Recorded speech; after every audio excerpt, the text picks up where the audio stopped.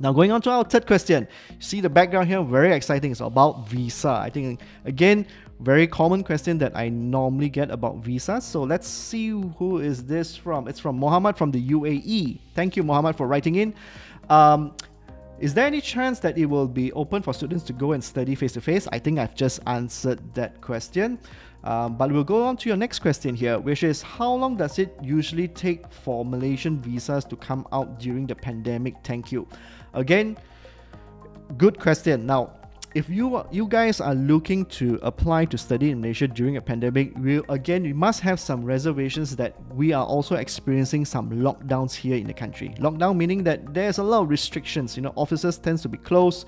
We all have to stay at home. And when this happens, naturally, business operations, government agencies will all either be closed or be operating in a less efficient capacity, all right? Because some members will, in fact, majority of the members will all be at home. So to answer your question, currently at this point, if you're looking to make an application to come over and with a proper visa, it will take a long time, all right? Because currently the Immigration Department of Malaysia is not processing any new applications at this point because we're still currently under a lockdown.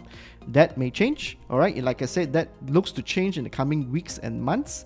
But at this point of time, there is some restrictions or some delays.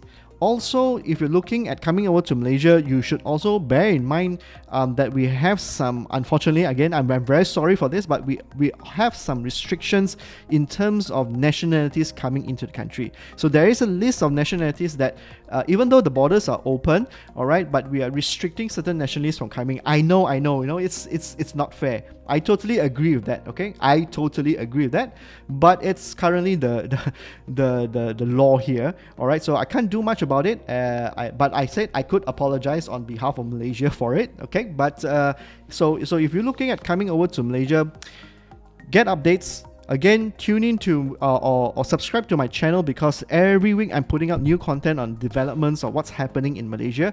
So just subscribe to my channel. You may get 1 or 2 new videos that's going to come up, and I will share more updates about the situation. So if you're looking to study in Malaysia, what documents do you need? Okay, even though you cannot physically come, if you're going to do an online education, all right, you still need to follow a process. Okay, so what do you basically need, even though you're going to come and do an online program, would be something called an EMGS approval letter. So you could see here on your screen, it's called an EMGS approval letter. This, to apply and to receive, normally it will take about 2 weeks. Okay, normally about 2 weeks. And this is just what I tend to call it the license. You probably need this license or this permit or this letter. Okay, so to speak, it's just a letter.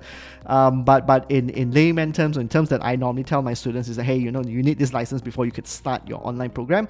Now, this EMGS approval letter is important. So if you guys are going to undertake any online education, be sure, all right, be sure that you have this letter. Okay, without this letter, then you start your online program and eventually you want to transfer physically over to Malaysia.